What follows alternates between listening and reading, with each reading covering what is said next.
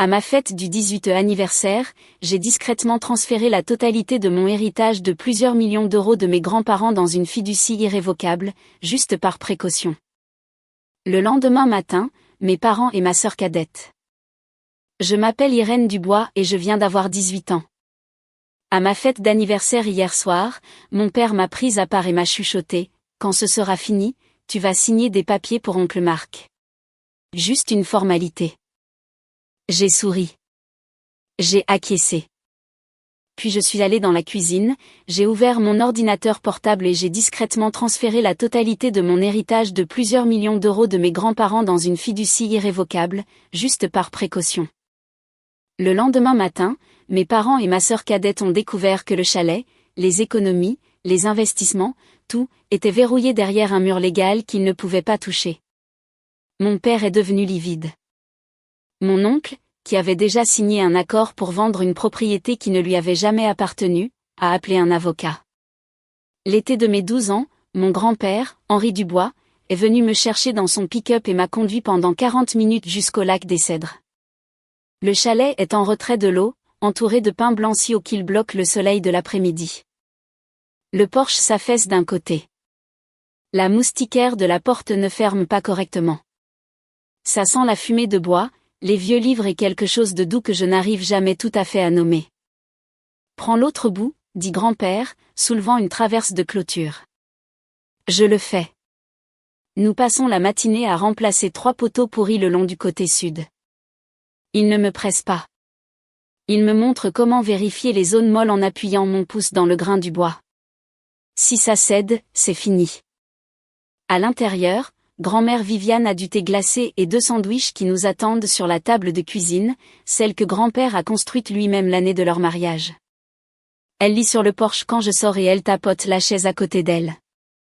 Nous nous asseyons et regardons le lac jusqu'à ce que la lumière devienne dorée. Ce chalet reste dans la famille, me dit grand-père ce soir-là, en essuyant la sueur de ses mains. Mais la famille, ce n'est pas toujours le sang, Irène. La famille, c'est ceux qui sont là. Je ne comprends pas entièrement ce qu'il veut dire. J'ai 12 ans. Je pense qu'il est poétique. Il ne l'est pas. Tout cet été-là, je reviens au lac des Cèdres chaque week-end. J'apprends où le chauffe-eau fuit, quelle fenêtre coince, comment purger le radiateur. En octobre, grand-mère m'apprend à organiser les étagères par couleur parce que cela rend la pièce plus chaleureuse. Grand-père me montre les bornes de la propriété, de vieilles piquets de fer qu'il a plantées lui-même. Je ne sais pas alors que mon grand-père parle déjà à un avocat à propos de cet endroit précis, à propos de moi précisément. De retour à la maison, l'ambiance est différente. Notre maison à Beaumont est correcte. 3 chambres, un jardin à tondre, un garage que mon père utilise comme bureau pour son magasin de matériaux de construction. Correct. Pas chaleureuse, juste correcte.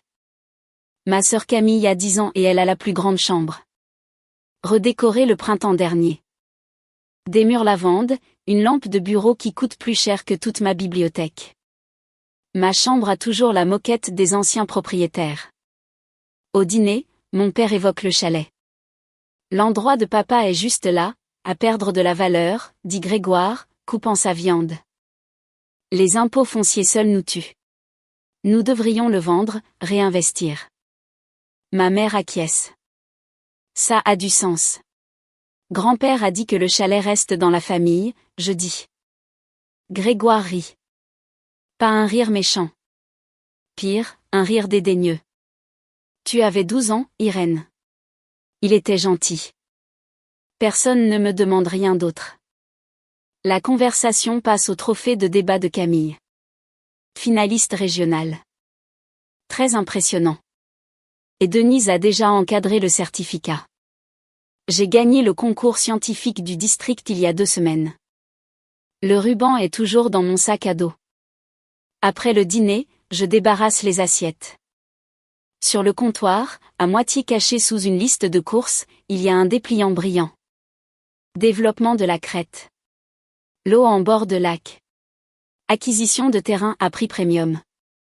Il y a un numéro de téléphone manuscrit dans la marge. Je ne reconnais pas l'écriture, ce n'est pas celle de mon père. Je remets le dépliant exactement où je l'ai trouvé. À l'étage, je m'assois sur mon lit et je pense à la table de cuisine de grand-père. Celle qu'il a construite de ses mains.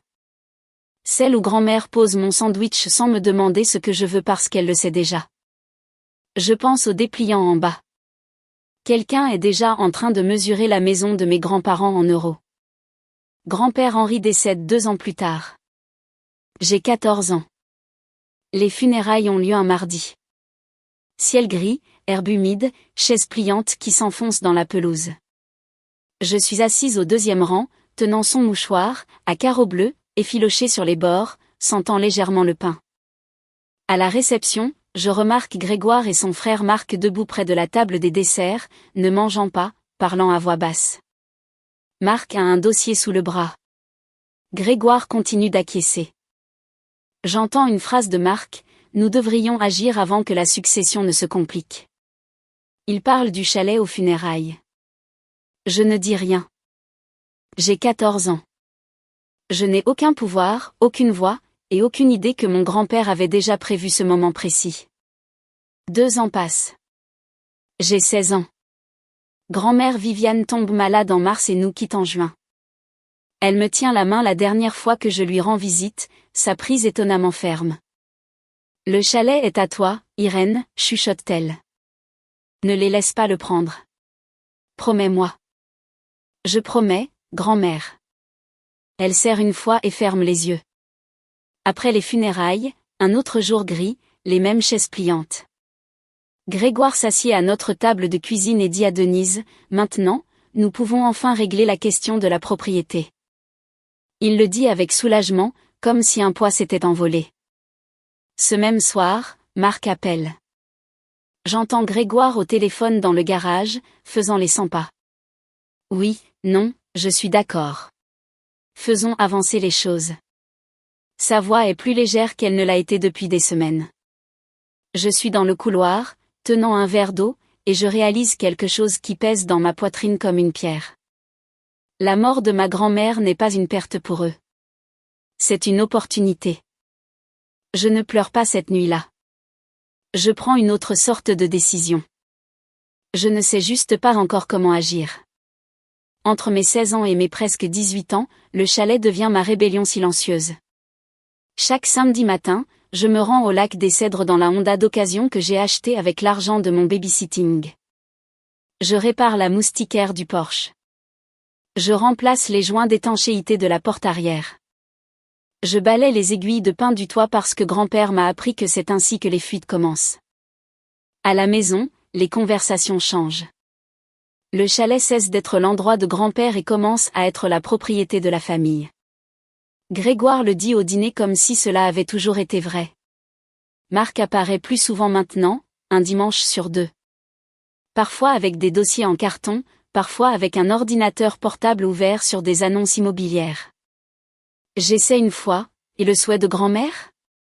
Elle voulait que je le garde. Denise pose doucement sa fourchette, comme elle le fait avant de corriger les devoirs de Camille. Ta grand-mère était émotive à la fin, ma chérie. C'est une affaire. Une affaire. C'est le mot qu'ils utilisent pour tout ce qui était autrefois de l'amour. À 17 ans, Grégoire commence à être plus direct. Quand tu auras 18 ans, nous allons régler ça en famille. La façon dont il dit « famille », je sais que cela signifie « à ma façon ». Un après-midi de novembre, seul au chalet, je vide le placard du couloir. Derrière une pile de vieilles couettes, je trouve une enveloppe scellée, écrite de la main de grand-mère Viviane. Mon nom sur le devant. À l'intérieur, une seule carte de visite. Maître Chantal Leclerc, avocate. Sous son nom, imprimé en petits caractères, fiducie familiale du Bois. Mes mains tremblent, non pas de peur, mais de reconnaissance. Grand-mère l'avait laissée là pour que je la trouve. Elle savait que ce serait moi qui viderais les placards. Pas Grégoire, pas Marc, moi. Je glisse la carte dans mon portefeuille. Je n'appelle pas. Pas encore. 3 mois avant mon 18e anniversaire, Maître Chantal Leclerc m'appelle en premier. L'appel arrive un jeudi soir de février. Je suis dans ma chambre à faire mes devoirs de calcul lorsque mon téléphone affiche un numéro inconnu avec un indicatif local. Irène, c'est Maître Chantal Leclerc. J'étais l'avocate de vos grands-parents. Sa voix est calme, professionnelle et prudente, comme quelqu'un qui a répété cette entrée en matière. J'ai besoin de vous parler avant votre anniversaire. Il y a des choses que vous devez savoir, et il n'y a pas beaucoup de temps. Elle me dit de la rencontrer le samedi suivant à son bureau en centre-ville. Seule, j'y vais. Maître Chantal Leclerc à la fin de la cinquantaine, les cheveux argentés, avec des lunettes de lecture attachées à une chaîne autour de son cou. Son bureau est petit, organisé, et sans le vieux papier et le café. Elle s'assied en face de moi et ouvre un dossier. Vos grands-parents m'ont engagé il y a 6 ans, dit-elle. Ils ont établi une fiducie irrévocable. Le chalet, un compte d'épargne et un portefeuille d'investissement.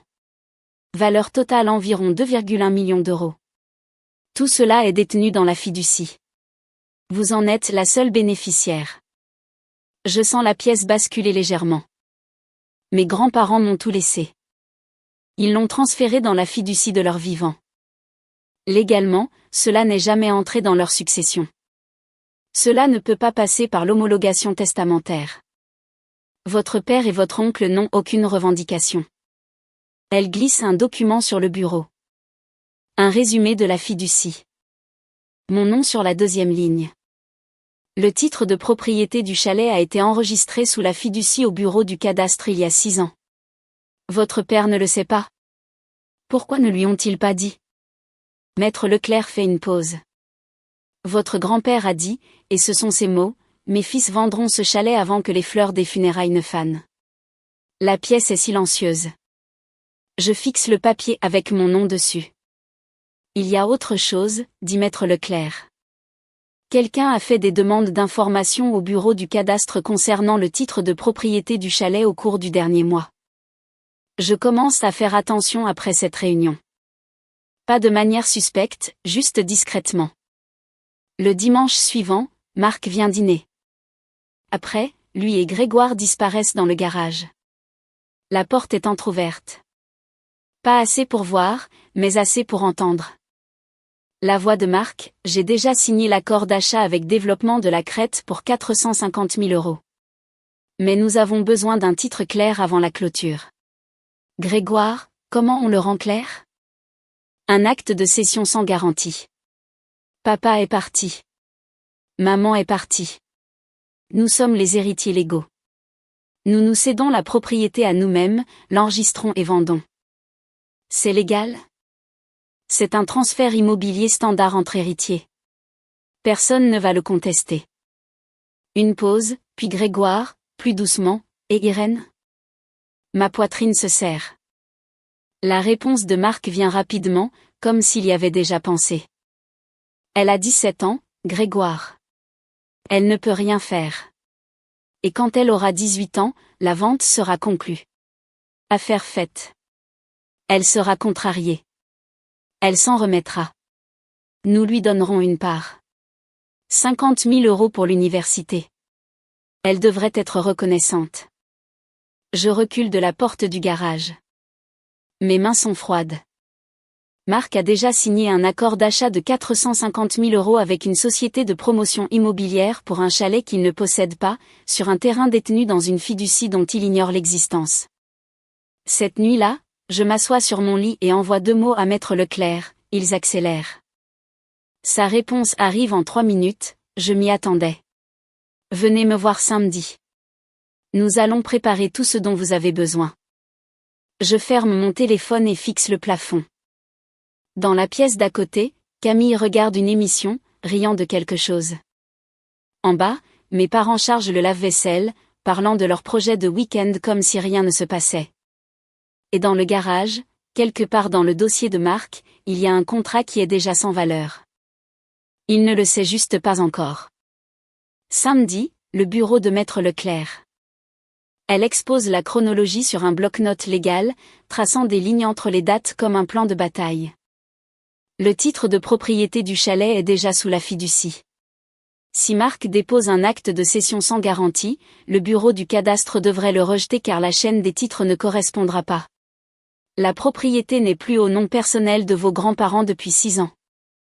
Mais s'il soumet des documents supplémentaires, une attestation d'héritier, peut-être un certificat de décès falsifié, il pourrait créer ce qu'on appelle un nuage sur le titre, ce qui ne lui donnerait pas la propriété, mais pourrait immobiliser le bien dans un litige pendant 1 an ou plus. Alors, je dois agir en premier. Vous devez agir à temps. Elle tapote le calendrier. Au moment où vous avez 18 ans, vous êtes une adulte légale. Vous pouvez accepter formellement le rôle de bénéficiaire successeur. Une fois que vous signerez, je déposerai une opposition d'intérêt, un avis public d'intérêt légal. Au bureau du cadastre dès le lendemain matin, cela gèlera le titre. Personne ne pourra enregistrer quoi que ce soit contre lui. J'acquiesce. Que dois-je faire? Vous présenter, signer un document. Je m'occuperai du reste. Je réfléchis un instant. Dois-je le dire à mes parents? Maître Leclerc retire ses lunettes. Votre grand-père m'a spécifiquement demandé de vous protéger, Irène, pas de négocier avec eux. Je rentre à la maison. Grégoire est dans la cuisine, joyeux. Bonne nouvelle, ma puce. Je t'organise une fête d'anniversaire. Toute la famille, samedi soir. C'est un grand jour. 18 ans. Il sourit. Denise sourit. Même Camille applaudit.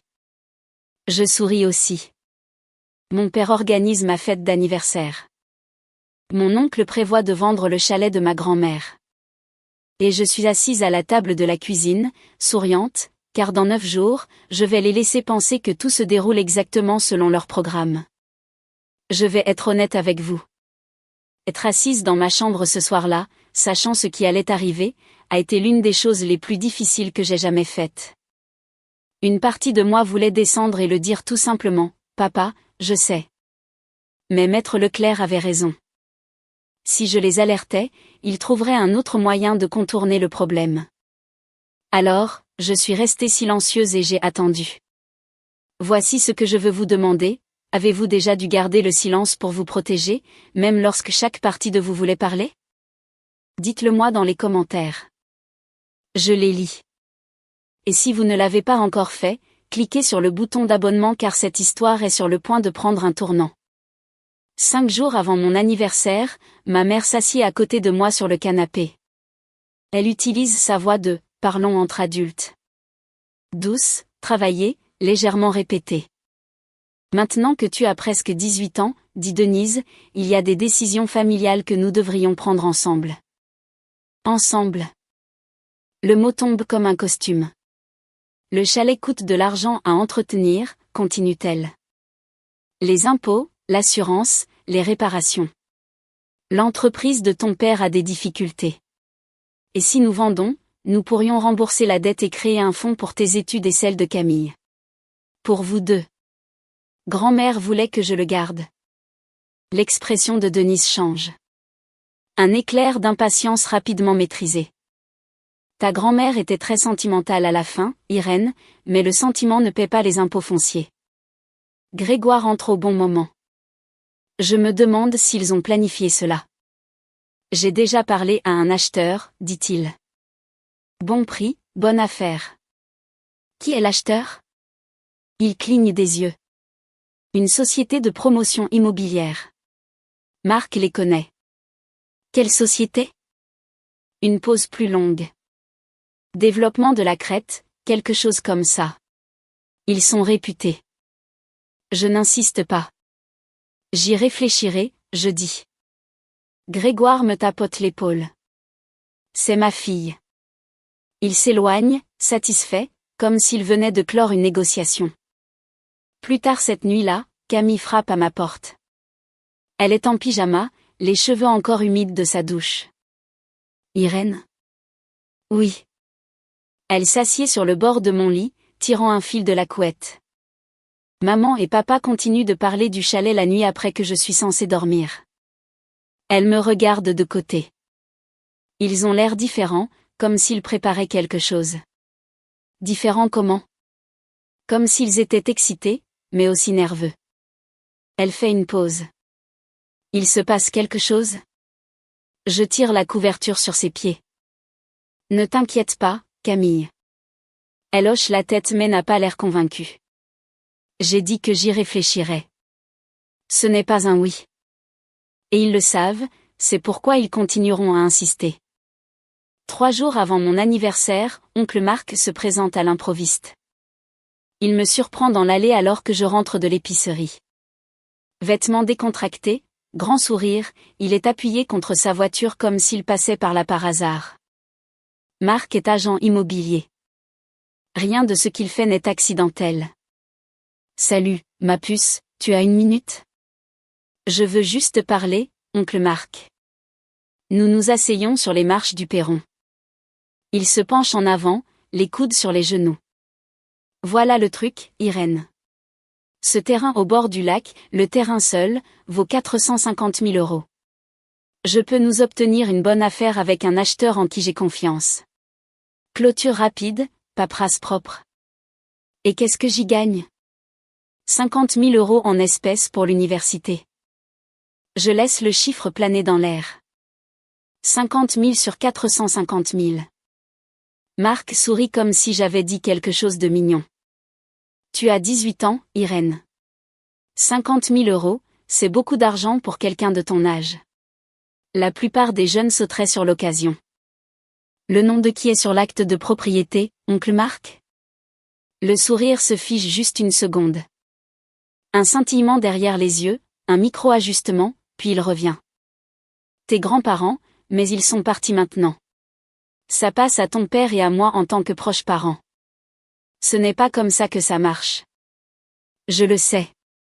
Il devrait le savoir. Il vend des maisons pour vivre, mais il compte sur mon ignorance.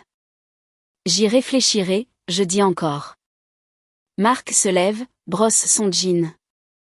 N'y pense pas trop, Irène. Les opportunités comme celle-ci n'attendent pas. Il s'en va. Avant même d'être au bout de la rue, il est au téléphone. Je peux voir sa bouche bouger à travers la fenêtre du conducteur. Cette nuit-là, j'envoie un nouveau message à Maître Leclerc. Ils accélèrent. Elle répond, tenez bon. 3 jours de plus. 3 jours de plus. Je peux faire 3 jours de plus. La nuit précédant mon anniversaire, je me rends seule au chalet. La route est calme. Le lac des Cèdres est plat et sombre sous une demi-lune. Et les pins le long de la berge ressemblent à des silhouettes découpées contre le ciel. Je me gare sur le chemin de gravier que grand-père a lui-même nivelé. Je monte les marches du porche. La deuxième craque toujours. Et je m'assois sur la chaise à côté de celle qui était la sienne. L'air sent la pluie et la résine de pin. Je consulte mes emails. Maître Leclerc a envoyé le dossier complet de documents, le formulaire d'acceptation du bénéficiaire successeur, la confirmation de désignation du bénéficiaire, un résumé d'une page des termes de la fiducie, tout est formaté, marqué de post-ETS, prêt pour une signature, ma signature. À minuit, je lis chaque document 2 fois. Puis je ferme mon ordinateur portable et écoute le lac. Grand-père s'asseyait juste ici et disait, la patience n'est pas une faiblesse, Irène. C'est une question de timing. J'ai toujours cru qu'il parlait de pêche. Les larmes viennent sans prévenir. Pas un effondrement, pas une crise, juste un débordement silencieux que je laisse faire. Je pleure parce que je souhaite que ce soit différent. Je souhaite que mon père ait été le genre d'homme qui m'aurait emmené pêcher à ce lac au lieu de calculer sa valeur de revente.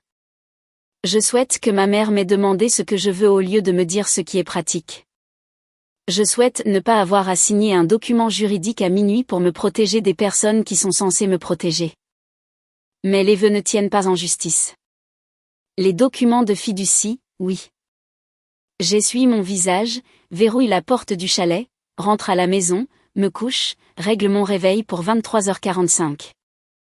Dans 6 heures, j'aurai 18 ans. Dans 7, ma famille découvrira que le chalet n'a jamais été à eux de prendre. 23h50. La porte de ma chambre est fermée. La maison est silencieuse. Grégoire et Denise sont allés se coucher il y a 1 heure et la lumière de Camille s'est éteinte à 22 heures. J'ouvre mon ordinateur portable et me connecte à l'appel vidéo. Maître Leclerc apparaît dans son bureau à domicile, ses lunettes de lecture posées sur une pile de papiers éclairés par une lampe de bureau. Prête ? Prête. Quand l'horloge sonnera minuit, vous serez une adulte légale dans tous les sens du terme qui compte. Je vais vous guider pour la signature. Elle reprend une dernière fois, clairement et précisément. Je signe le formulaire d'acceptation du bénéficiaire successeur, un document d'une seule page qui confirme que je reçois formellement la fiducie créée par mes grands-parents. À partir de cette seconde, toutes les décisions concernant les actifs de la fiducie passent par moi et Maître Leclerc en tant que codécisionnaire. Maintenant, dit-elle, demain matin à 8 heures, j'irai au bureau du cadastre pour déposer une opposition d'intérêt. C'est un avis public qui indique qu'il y a un intérêt légal en attente sur la propriété. Une fois enregistré, personne ne peut vendre, transférer ou grever le titre tant qu'il est actif. Et s'ils ont déjà déposé quelque chose ? Alors tout ce qu'ils ont déposé sera signalé. La chaîne des titres montrera la fiducie enregistrée il y a 6 ans, pas votre père. Tout document contradictoire sera rejeté. Je regarde le papier signé dans ma main. Mon nom à l'encre. Les noms de mes grands-parents imprimés au-dessus du mien. La voix de Maître Leclerc s'adoucit légèrement, ce n'est pas une ruse, Irène. C'est le dernier cadeau de votre grand-père. Vous deviez juste être assez âgé pour l'accepter. L'horloge de mon ordinateur portable indique minuit 3. J'ai 18 ans. Je suis la bénéficiaire légale de la fiducie familiale irrévocable du bois. Et en bas dans le garage, l'acte de cession sans garantie de mon oncle est déjà un document mort. Il le découvrira dans environ 9 heures. De l'autre côté de la ville, dans la cuisine d'un duplex loué, Marc Dubois imprime des documents. Je ne le sais pas à ce moment-là. Je le reconstitue plus tard d'après ce que la greffière du cadastre a dit à Maître Leclerc et ce que Grégoire a finalement admis lors d'une de nos conversations plus difficiles. Mais voici ce qui s'est passé cette même nuit. Pendant que je signais mon formulaire d'acceptation à l'étage, Marc a imprimé un acte de cession sans garantie, un formulaire d'une page qui transfère les droits de propriété d'une partie à une autre sans aucune garantie de propriété. Légitime lorsqu'il est utilisé correctement, criminel lorsque la personne qui le signe n'a aucun droit à transférer. Il a appelé Grégoire à 23h30. Tout est prêt. Nous déposons à 9 heures. Le bureau du cadastre ouvre à 8 heures, mais je veux m'assurer qu'Irène est d'abord occupée par les affaires de son anniversaire. Grégoire, tu es sûr de ça ? Marc, ils sont morts. Grégoire, nous sommes les plus proches parents. C'est simple ? Ce n'était pas simple. C'était un faux habillé d'un langage immobilier standard. Marc avait également un deuxième document ouvert sur son ordinateur portable. Un accord d'achat avec Développement de la Crète SARL. Prix d'achat, 450 000 €. Date de clôture, 30 jours après l'enregistrement de l'acte de cession sans garantie. Si Marc ne pouvait pas fournir un titre clair dans ce délai, il devrait à Développement de la Crète une pénalité de 45 000 €, plus des dommages et intérêts. Il avait signé cet accord 2 mois plus tôt. Avant même que le titre de mes grands-parents n'ait été entièrement vérifié, avant qu'il n'ait vérifié que la propriété faisait partie de la succession, il avait supposé que c'était le cas. Il avait supposé que personne n'avait planifié autrement. Marc avait parié près d'un demi-million d'euros sur un morceau de papier qui ne lui appartenait pas. Il ne le savait juste pas encore. Et dans 9 heures, quand il entrerait au bureau du cadastre avec son acte de cession sans garantie et sa poignée de main confiante, il allait découvrir que toute la chaîne des titres racontait une histoire différente. Ma fête d'anniversaire commence à 16 heures. Le salon est plein, peut-être 20 personnes. Des voisins, quelques amis de mes parents de l'église, 2 anciens contacts d'affaires de Grégoire, la famille de la meilleure amie de Camille. Nora Martin, la voisine du chalet, est là aussi, assise près de la fenêtre avec un verre de limonade et des yeux vifs et observateurs. Il y a des ballons, une bannière, joyeux 18 ans, en lettres argentées, un gâteau de la pâtisserie de la rue principale. Je souris. Je remercie tout le monde. J'ouvre de petits cadeaux, un journal, une carte cadeau, un cadre photo. Dans la poche de ma veste, plié en un carré soigné, se trouve le formulaire d'acceptation signé de la nuit dernière.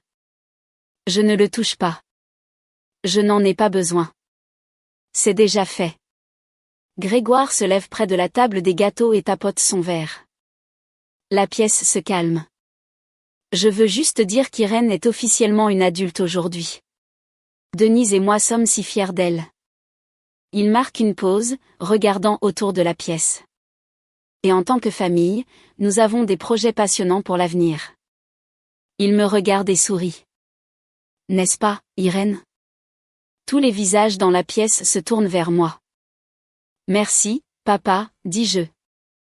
Rien de plus. Grégoire attend une seconde, puis rit et lève son verre. La pièce suit. La conversation reprend. Du coin de l'œil, je vois Marc près de la porte d'entrée, vérifiant son téléphone, tapant rapidement quelque chose avec ses 2 pouces. Nora me retient le bras alors que je passe près de la fenêtre. Elle se penche, sentant la crème pour les mains à la lavande. Votre grand-mère voudrait que vous sachiez quelque chose, dit-elle doucement. J'ai vu votre oncle au chalet la semaine dernière avec 2 hommes en costume. Il mesurait la ligne de propriété avec un ruban à mesurer. Marc a amené les acheteurs sur la propriété avant même d'avoir le titre. C'est dire à quel point il était confiant. Après que le gâteau est coupé et que les assiettes sont distribuées, Grégoire se lève à nouveau. Cette fois, sa voix est plus forte, plus délibérée, la voix d'un homme qui attendait un public. Avant de conclure, je veux partager quelque chose avec tout le monde. Il pose sa main sur l'épaule de Denise. Notre famille a traversé une période difficile financièrement.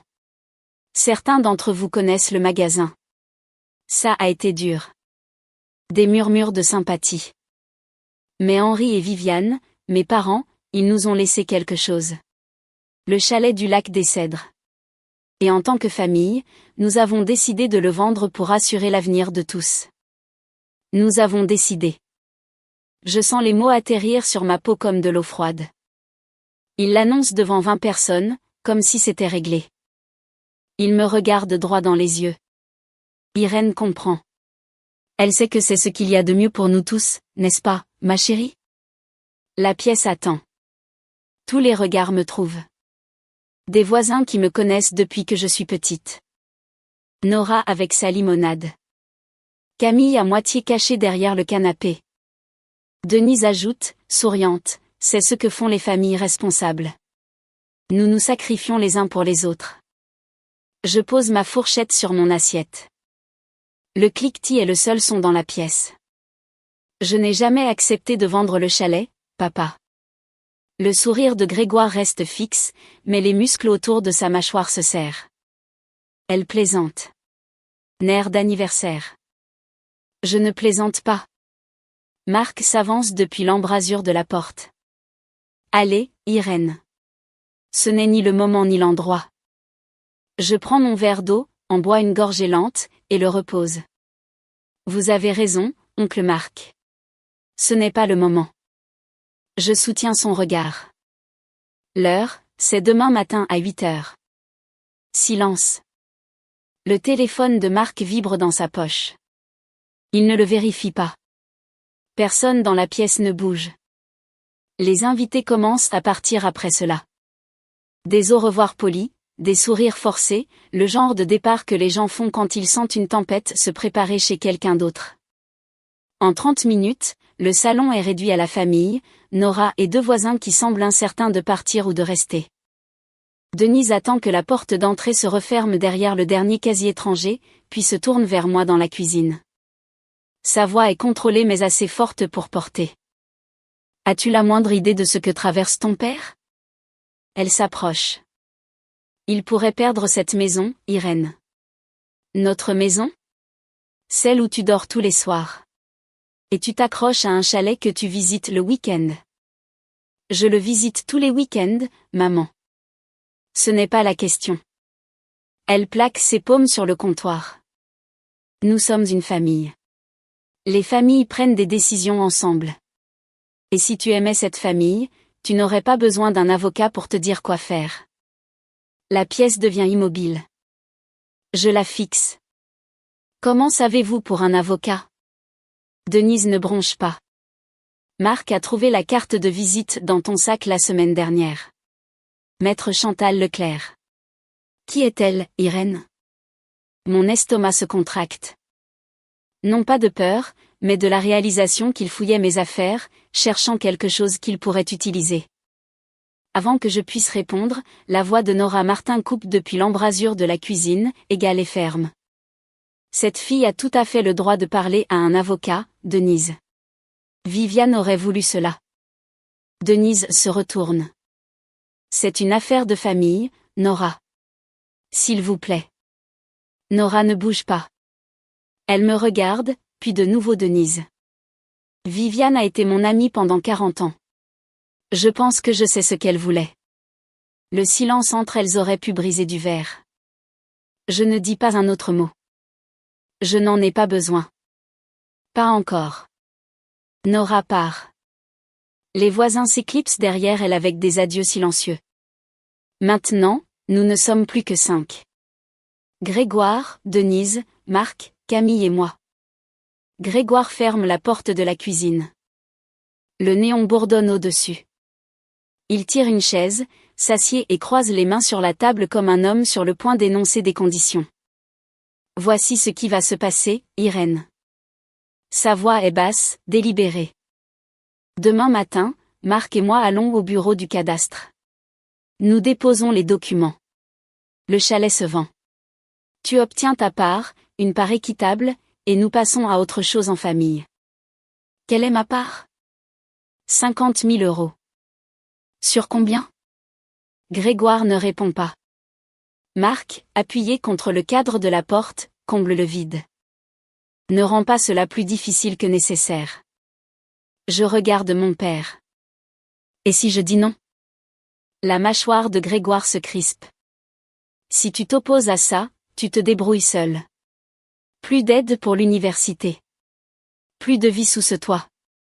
La cuisine est très silencieuse. Le robinet goutte une fois. Vous menacez de me mettre à la porte le jour de mes 18 ans.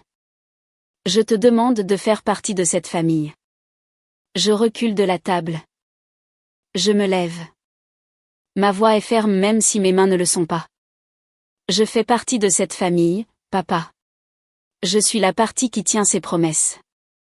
Je dépasse Marc, dépasse Camille, assise sur les escaliers, les genoux ramenés contre sa poitrine, et je monte.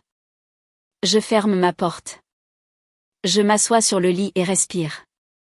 Grégoire pense que sa date limite est 9 heures au bureau du cadastre.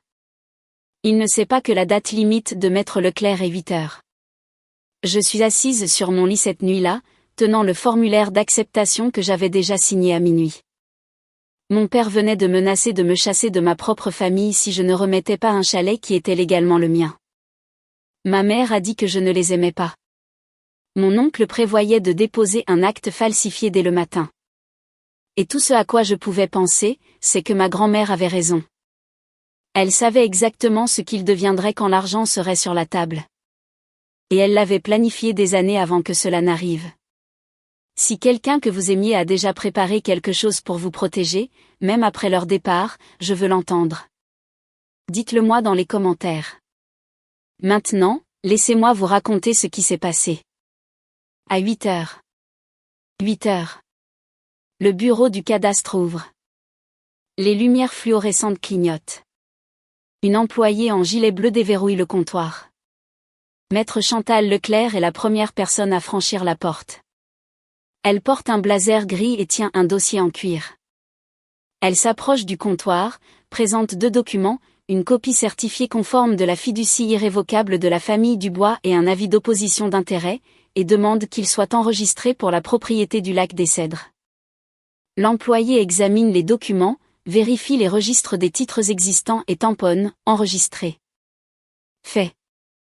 À partir de ce moment, quiconque consultera le titre de propriété du chalet du lac des Cèdres verra un avis d'intérêt légal en attente, fiducie irrévocable de la famille Dubois, Maître Chantal Leclerc, fiduciaire, Irène Dubois, bénéficiaire.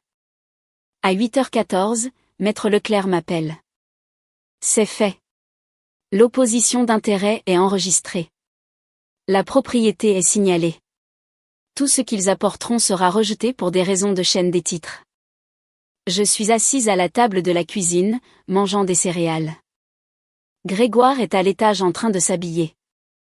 Denise prépare le café. Des bruits de matin normaux. De l'eau qui coule. Une porte de placard. Le cliquetis d'une boucle de ceinture. À 8h30, Grégoire et Marc descendent ensemble. Grégoire porte une chemise boutonnée, sa chemise de travail, celle qu'il portait pour les réunions bancaires avant que le magasin ne coule. Marc a un dossier sous le bras. Le même dossier que d'habitude. Nous serons de retour pour le déjeuner, dit Grégoire, attrapant ses clés. Je lève les yeux de mon bol. Bonne chance, dis-je. Grégoire marque une pause dans l'embrasure de la porte, me regarde. Quelque chose dans ma voix peut-être, ou quelque chose sur mon visage. Puis il se retourne et sort. Je rince mon bol de céréales. Je le sèche. Je le range dans le placard et j'attends. Je ne saurai jamais exactement à quoi ressemblait leur visage, mais je sais ce qui s'est passé parce que Maître Leclerc était toujours au bureau du cadastre quand ils sont entrés. Elle est restée exprès. 9h05. Marc s'approche du comptoir. Il glisse l'acte de cession sans garantie avec un signe de tête confiant. Grégoire se tient derrière lui, les mains dans les poches, regardant autour de la pièce comme s'ils allaient entrer et sortir en 10 minutes. L'employé prend le document, tape le numéro de parcelle dans le système, lit l'écran, tape à nouveau, puis elle s'arrête. Je ne peux pas enregistrer ce document, monsieur. Marc se penche en avant. Excusez-moi. Le titre de propriété est détenu sous la fiducie irrévocable de la famille Dubois. Il a été enregistré en 2020. Il y a aussi une opposition d'intérêt déposée ce matin. C'est impossible, dit Marc. Mes parents possédaient cette propriété. Monsieur, l'acte a été transféré à la fiducie il y a 6 ans. La chaîne des titres est claire. Cet acte de cession sans garantie ne correspond pas au registre de propriété actuel. Grégoire s'approche de Marc. Il n'y a pas de fiducie. Nos parents n'ont jamais mentionné de fiducie. L'employé jette un coup d'œil entre eux. Je vous recommande de parler aux fiduciaires mentionnés dans le dossier. Maître Chantal Leclerc. La main de Marc se pose à plat sur le comptoir. Son visage se vide. Le nom de Maître Leclerc, le nom sur la carte de visite qu'ils ont trouvée dans mon sac, est maintenant sur un registre public qu'ils ne peuvent pas effacer. Grégoire se tourne lentement vers Marc. Tu as dit que c'était simple. Je n'étais pas au courant d'une fiducie. Tu es agent immobilier, Marc. Comment n'as-tu pas vérifié le titre en premier? Marc ouvre la bouche, la referme, la rouvre.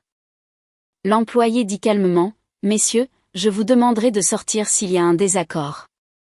Maître Leclerc, assise dans la salle d'attente près de la porte, les regarde partir. Elle ne dit pas un mot. Elle n'en a pas besoin. L'appel arrive à 9h22. Je suis assise sur le porche, regardant l'arroseur du voisin arroser la pelouse d'un arc à l'autre. Qu'est-ce que tu as fait? La voix de Grégoire est tendue, tremblante. J'entends la circulation derrière lui. Il est sur le parking. J'ai accepté ce que grand-père et grand-mère m'ont laissé. C'est tout. Tu nous as contournés avec une avocate dont nous n'avons jamais entendu parler. Maître Chantal Leclerc est l'avocate de la fiducie depuis 6 ans. Papa, tu n'as juste jamais demandé. Un temps de silence, une respiration lourde. C'est la propriété de mes parents, Irène. Je suis leur fils, et ils ont choisi de me la laisser. Je garde ma voix calme. Non pas parce qu'ils ne vous aimaient pas, mais parce qu'ils ne vous faisaient pas confiance pour ça. Le silence qui suit est le plus long de ma vie. Je compte les rotations de l'arroseur, 3 arcs complets, avant qu'il ne parle à nouveau. Eh bien, nous nous battrons. Vous pouvez essayer, mais la fiducie est irrévocable. Cela signifie que même moi, je ne peux pas la dissoudre. Il n'y a rien à annuler pour personne. Tu ne sais pas de quoi tu parles. Si, papa. J'ai eu 3 mois pour apprendre. Il raccroche. Pas d'au revoir. Juste un clic et le vide. Je pose le téléphone sur la rambarde du Porsche. Mes mains tremblent. Non pas de colère, non pas de peur, mais du poids d'avoir dit ces mots à mon propre père. De savoir que l'homme qui m'a appris à faire du vélo à 6 ans est le même homme qui vient d'essayer de vendre la maison de ma grand-mère sous mon nez. Je reste là jusqu'à ce que les tremblements s'arrêtent. Cela prend un certain temps. Puis mon téléphone sonne à nouveau. Un numéro inconnu, une voix d'homme, sèche et corporate. Mademoiselle Dubois, c'est Cédric Fournier de Développement de la Crête. Nous devons parler. Cédric Fournier parle comme les promoteurs. Vite, factuel, et calculant déjà son prochain mouvement avant que la phrase actuelle ne se termine. Nous avons un accord d'achat avec Marc Dubois pour la propriété du lac des Cèdres. Il a garanti un titre clair. Nous venons d'être informés qu'il y a une opposition d'intérêt sur la parcelle. C'est exact. Pouvez-vous nous expliquer la situation, mademoiselle Dubois? Mon oncle ne possède pas cette propriété. Il ne l'a jamais possédée. Le chalet et le terrain sont détenus dans une fiducie irrévocable depuis 2020. J'en suis la seule bénéficiaire. Une pause. Le son de papier qui glisse à l'autre bout. Il s'est présenté comme l'héritier. Je comprends, mais la représentation ne crée pas la propriété. Je vous recommande d'en discuter avec lui et éventuellement avec votre propre avocat. Une autre pause, plus longue cette fois. Mademoiselle Dubois, y a-t-il une possibilité de vente? Nous serions prêts à faire une offre compétitive directement à la fiducie. La propriété n'est pas à vendre. Compris. Sa voix se durcit légèrement. Alors nous poursuivrons nos recours contre Monsieur Dubois. Je lui donne le numéro de Maître Leclerc. Dans l'heure, elle confirme à l'équipe juridique de développement de la Crête ce que j'avais déjà dit à Cédric. La fiducie est valide. Marc n'avait aucune autorité et l'accord d'achat a été exécuté sur la base d'une fausse déclaration de propriété. La réponse de développement de la Crête est immédiate. Ils poursuivent Marc pour rupture de contrat, la clause de pénalité de 45 000 €, plus des dommages et intérêts. Cet après-midi-là, Maître Leclerc m'appelle avec une information supplémentaire. Sa voix est prudente mais directe. Irène, l'acte de cession sans garantie que Marc a essayé de déposer incluait un sceau notarial. J'ai demandé au bureau du cadastre d'en tirer une copie avant qu'il ne le rejette. Le sceau ne correspond à aucun notaire enregistré dans le département. Il semble être falsifié. Je ferme les yeux. C'est un délit, n'est-ce pas? Dans cet état, oui. Mon oncle n'a pas seulement essayé de voler mon chalet. Il a commis un crime pour le faire. Grégoire rentre à la maison à 14 heures. Il traverse la porte d'entrée comme un homme portant quelque chose d'invisible et de très lourd. Denise est déjà dans la cuisine, les bras croisés, le visage taché par ce que je suppose être une heure de pleurs de colère. Je suis à la table à manger. Je ne me lève pas. Grégoire s'assied en face de moi. Il fixe la table pendant longtemps.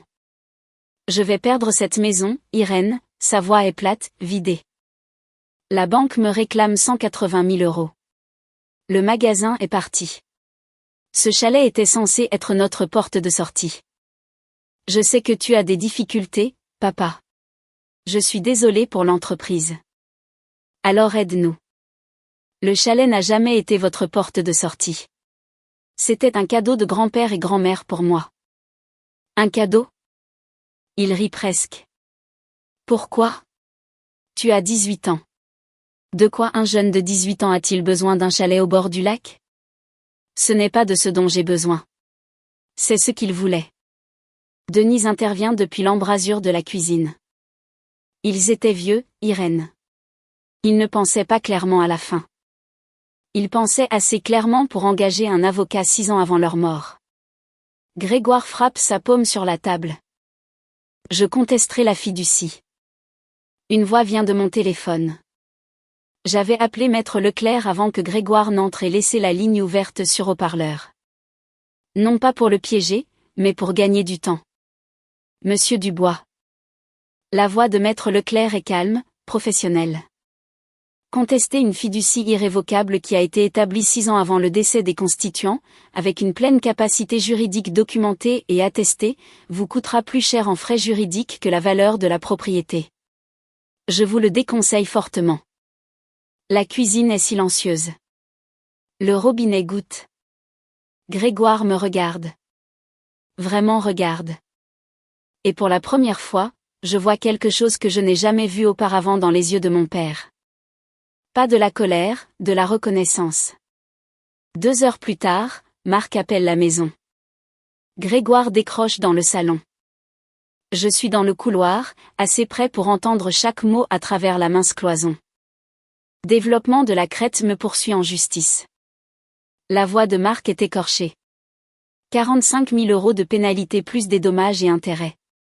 Ils disent que j'ai commis une fraude. La réponse de Grégoire est froide. Plus froide que je ne l'ai jamais entendue. L'as-tu fait? Je pensais que nous en étions propriétaires. Grégoire, tu es agent immobilier. Tu fais des recherches de titres pour vivre. Comment n'as-tu pas vérifié? J'ai supposé. Tu as supposé. Et maintenant je suis ici sans rien parce que tu as supposé. Tu voulais l'argent aussi. Mais je n'ai pas falsifié un sceau notarial, Marc. Un long silence. Je n'ai pas falsifié. J'ai juste trouvé un tampon. Et c'est une falsification. Tu sais que c'est une falsification. La respiration de Marc devient plus lourde. J'ai besoin d'un avocat. Moi aussi. Grégoire fait une pause. Ne rappelle plus cette maison avant d'en avoir parlé à un. Il raccroche. Je l'entends s'asseoir sur le canapé. Les ressorts grincent. Puis plus rien. Je monte. La porte de Camille est ouverte. Elle est assise sur son lit avec des écouteurs autour du cou, les yeux écarquillés. Oncle Marc a des problèmes? Oui, Camille. Il en a, papa aussi? Je m'assois sur le bord de son lit. Papa a fait de mauvais choix, mais oncle Marc en a fait de pires. Elle hoche la tête lentement, traitant l'information comme le font les adolescents de 15 ans, ne comprenant pas entièrement, mais en sachant assez pour avoir peur. Je vais dans ma chambre, m'assois près de la fenêtre et regarde la rue. Un promeneur de chiens passe. Un arroseur siffle. Le monde continue. Je ne me sens pas victorieuse. Je ne me sens pas satisfaite. Je me sens comme quelqu'un qui vient de traverser un incendie et n'a pas encore vérifié ce qui a brûlé. Au cours des 3 semaines suivantes, les conséquences tombent comme des dominos. Et chacune fait un bruit. Développement de la Crète dépose une action civile contre Marc Dubois. Rupture de contrat, fausse déclaration de titre, et demande de la pénalité de 45 000 € plus 60 000 € supplémentaires en dommages et intérêts et frais de justice. Leur avocat envoie la plainte par lettre recommandée avec accusé de réception au duplex de Marc. Il la signe un mardi. Le parquet du département reçoit un renvoi du bureau du cadastre concernant le sceau notarial falsifié. Un enquêteur est désigné. La licence immobilière de Marc est suspendue en attendant le résultat, ce qui signifie que ses revenus, tels qu'ils étaient, cessent. La nouvelle circule dans une petite ville. Non pas parce que je dis quoi que ce soit, je ne le fais pas. Mais les dossiers judiciaires sont des documents publics, et le procès de développement de la Crète nomme la propriété du lac des Cèdres par son numéro de parcelle. Les voisins du lac lisent le journal local. Ils parlent. Dès la 2e semaine, l'histoire a fait son chemin à travers le club Rotary, le parking de l'église et la caisse de l'épicerie Saint-Pierre. Marc m'appelle une fois. Je réponds, Irène, s'il te plaît, peux-tu demander à ton avocate de retirer l'opposition d'intérêt? Si le titre est clair, je pourrais peut-être négocier quelque chose avec Développement de la Crète, réduire la pénalité. L'opposition d'intérêt protège ma propriété, oncle Marc. Elle reste. Tes grands-parents auraient honte de toi. Je laisse la phrase planer un instant. Puis je dis doucement, mes grands-parents sont ceux qui ont mis cela en place. Ils ont choisi cela. Ils m'ont choisi. Donc je ne pense pas que la honte soit ce qu'ils ressentiraient. Il raccroche. Je pose mon téléphone et regarde le mur. Il y a une photo encadrée de grand-père Henri sur mon bureau, celle de l'été de mes 12 ans. Nous deux debout près de la clôture que nous avions réparée. Je la laisse là où elle est. Grégoire ne conteste pas la fiducie. Maître Leclerc avait raison. Les frais de justice seuls l'enterreraient, et l'affaire n'irait nulle part. Une fiducie irrévocable établie par des constituants mentalement compétents, attestés, notariés correctement et enregistrés des années avant leur décès, est aussi étanche que possible selon la loi de l'État. Au lieu de cela, Grégoire fait ce qu'il aurait dû faire il y a 2 ans. Il vend le magasin de matériaux de construction à perte, mais suffisamment pour négocier un plan de remboursement avec la banque. La maison reste, de justesse. Les économies, non. Denise reprend le travail pour la première fois en une décennie. Elle prend un poste dans une pharmacie de l'avenue Victor Hugo, la même chaîne où elle travaillait avant la naissance de Camille. Elle n'en parle pas beaucoup.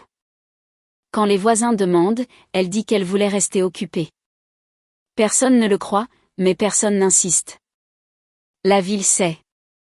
Pas tous les détails, mais assez. Les fils d'Henri Dubois ont essayé de vendre son chalet, et la petite fille les a arrêtés. C'est la version qui circule au restaurant, aux réunions de l'appel, à la station-service de la départementale 12. Certaines personnes pensent que j'ai été courageuse. Certaines personnes pensent que j'ai été froide. Je ne corrige aucun des 2 groupes. Grégoire et moi ne nous parlons pas pendant 2 semaines après ce matin-là. La maison est silencieuse d'une manière qui semble permanente, comme si le silence avait un poids. Nora Martin m'apporte une tarte un après-midi. Aux pommes, encore chaude. Tes parents ont fait leur choix, dit-elle, posant le plat sur mon bureau. Mais ils restent tes parents. Ne porte pas leur honte. C'est la leur. J'acquiesce. Puis Camille appelle. Un soir. Elle est chez une amie. Voix menue.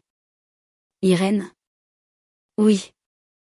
Je ne comprends pas tout ce qui s'est passé, mais je suis désolée qu'il t'ait fait vivre ça. Ma gorge se serre. Merci, Camille. Tu vas bien? Ça vient. Je me rends au chalet un samedi matin de fin avril. Les cornouillers le long de la route du lac sont en fleurs, blancs et rose pâle contre l'eau sombre. J'ouvre la porte d'entrée avec la même clé que grand-père m'a donnée quand j'avais 14 ans. Au cas où tu aurais besoin d'entrer quand nous ne sommes pas là, avait-il dit. Je ne savais pas alors qu'il voulait dire, de manière permanente. Le chalet sent la même chose. Le pain et les vieux livres et ce doux quelque chose que je n'ai jamais pu nommer. Je pense maintenant que c'est peut-être le bois lui-même. Des décennies de soleil et de pluie imprégnées dans les murs. Je traverse chaque pièce. La table de cuisine construite par grand-père, toujours solide, toujours de niveau. Les bibliothèques de grand-mère, organisées par couleur. La chambre où elle me lisait quand j'étais petite. Le porche où grand-père et moi regardions le lac devenir doré. Dans le tiroir du bureau près de la fenêtre, je trouve une enveloppe. Mon nom sur le devant, écrit de la main de grand-père Henri. Maître Leclerc m'avait dit qu'elle serait là. Elle l'avait gardée pour après que la fiducie soit réglée. Je l'ouvre soigneusement. C'est une lettre, une page, écrite à l'encre bleue. Son écriture devenait plus lâche vers le bas, comme toujours quand il était fatigué. Il me dit qu'il sait que ses fils essaieront de vendre le chalet. Il ne les blâme pas. Grégoire est son garçon et il l'aime. Mais Grégoire n'a jamais compris la différence entre quelque chose qui a de la valeur et quelque chose de précieux. Il dit qu'il m'a choisi non pas parce que je suis parfaite, mais parce que je suis celle qui a demandé si le toit avait besoin d'être réparé avant de demander ce que valait l'endroit. La dernière ligne dit, prends en soin. Il a pris soin de toi en premier. Je plie la lettre.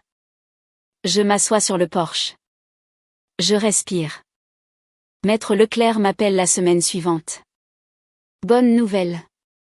L'opposition d'intérêt peut être retirée maintenant qu'il n'y a plus de menace active sur le titre. Une fois que ce sera réglé, le registre de la propriété montrera la fiducie comme unique propriétaire. Net, sans charge, sans nuage. Et Marc? Il a réglé avec Développement de la Crète, a payé la pénalité de 45 000 € avec un prêt personnel. L'accord est caduc. Quant au sceau notarial falsifié, le parquet du département examine l'affaire.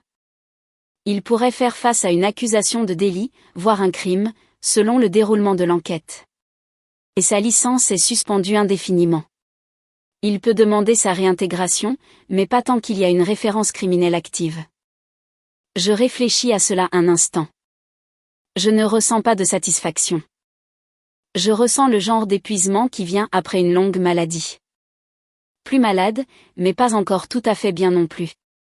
Il y a une dernière chose, dit Maître Leclerc.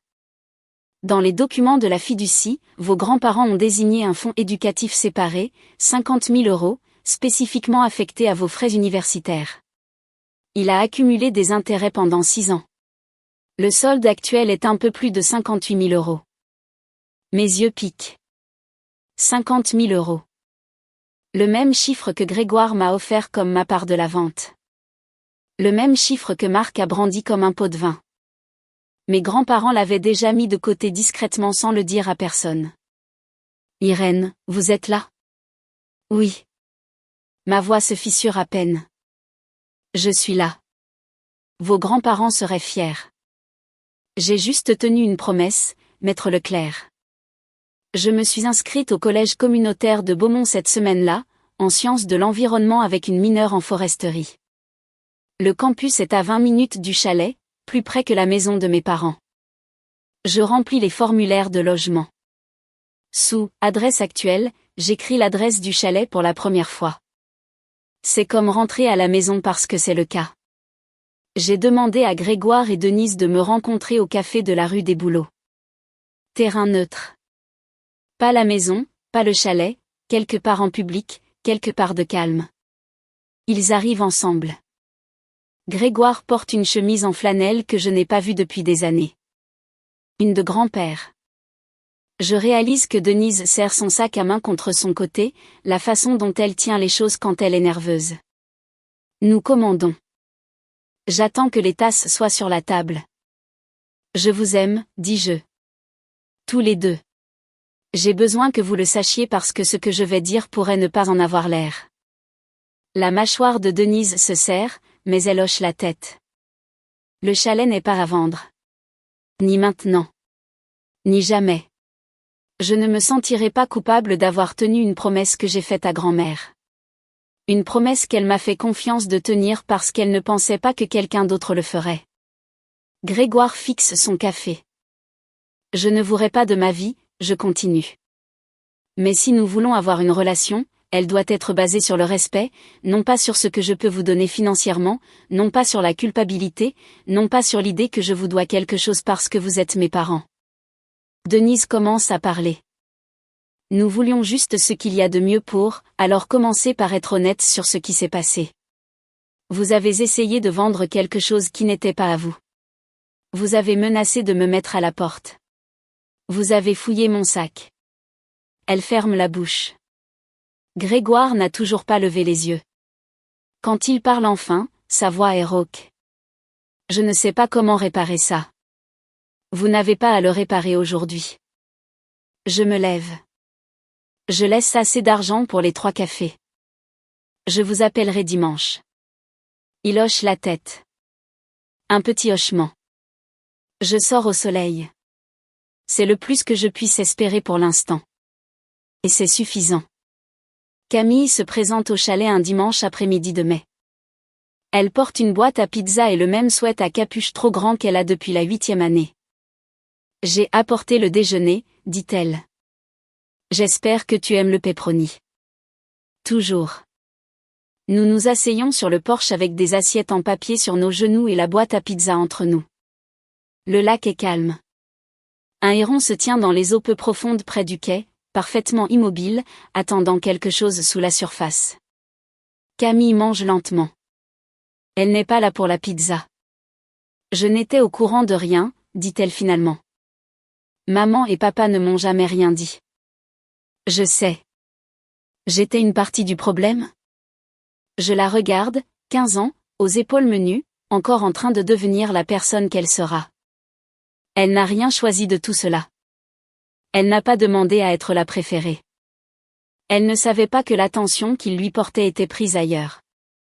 Tu étais une enfant, Camille. Nous l'étions toutes les deux. Elle hoche la tête, retire un morceau de fromage de sa part et le pose sur le bord de son assiette. C'est vraiment magnifique ici, dit-elle, regardant l'eau. Grand-mère disait la même chose chaque fois qu'elle s'asseyait sur cette chaise. Camille jette un coup d'œil à la chaise vide à côté de la mienne. La chaise de grand-père, celle avec l'accoudoir qu'il avait poncé jusqu'à ce qu'il soit lisse. Je peux revenir parfois ? N'importe quand. Elle pose sa tête contre mon épaule juste un instant. Puis elle se redresse et prend une autre bouchée. Nous ne parlons pas de nos parents. Nous ne parlons pas de fiducie, de procès ou de documents falsifiés. Nous parlons de son projet scolaire, du Héron, de savoir si le quai a besoin de nouvelles planches cet été. Le chalet n'a pas seulement protégé une propriété. Il a créé un espace pour que quelque chose de nouveau commence. Début juin, 6 heures. Je suis sur le porche avec une tasse de café, regardant la brume se lever du lac des Cèdres. Les pins se découpent nettement sur un ciel pâle. Un huard rappelle quelque part sur l'eau. 2 notes longues, puis le silence. Je n'ai pas gagné contre ma famille. Il n'y a pas de victoire lorsque les personnes qui vous blessent sont celles qui étaient censées vous protéger. On n'obtient pas de trophée pour avoir survécu à quelque chose qui n'aurait jamais dû arriver en premier lieu. Mais j'ai tenu une promesse. Et pour la première fois de ma vie, je me tiens quelque part qui m'appartient. Non pas parce que je me suis battue pour cela, mais parce que 2 personnes m'ont aimé assez pour planifier exactement cela. Elles ont vu la tempête avant moi. Elles ont construit l'abri avant que je ne sache que j'en aurais besoin. Mes grands-parents n'ont pas pu empêcher mes parents d'être qui ils sont. Ils n'ont pas pu rendre Grégoire moins désespéré ou Denise moins effrayée. Ils n'ont pas pu empêcher Marc de courir après l'argent qui n'était pas le sien. Mais ils ont pu s'assurer que j'ai un terrain solide sur lequel me tenir. Littéralement. Je pense à la lettre dans le tiroir, aux mots de grand-père, la différence entre quelque chose qui a de la valeur et quelque chose de précieux. Ce chalet a les deux, mais un seul d'entre eux peut être mesuré, et ma famille a passé 2 ans à se concentrer sur le mauvais. Je bois mon café. La brume se lève, le lac devient bleu. Si vous écoutez ceci et que vous avez l'impression que personne n'est de votre côté, je veux que vous m'écoutiez. Parfois, les personnes qui vous protègent ne sont pas celles qui se tiennent devant vous. Parfois, elles ont planifié pour vous il y a des années, discrètement, sans le dire à personne. Et parfois, tout ce que vous avez à faire est de vous présenter, de signer le papier et de tenir la promesse. La paix ne vient pas de la vengeance. Elle vient de se tenir sur quelque chose de solide et de savoir que vous avez construit votre vie dessus. C'est mon histoire. Si elle vous a fait ressentir quelque chose, de la colère, du soulagement, de l'espoir, ou même juste un peu moins seule, alors elle a fait ce que j'espérais qu'elle ferait.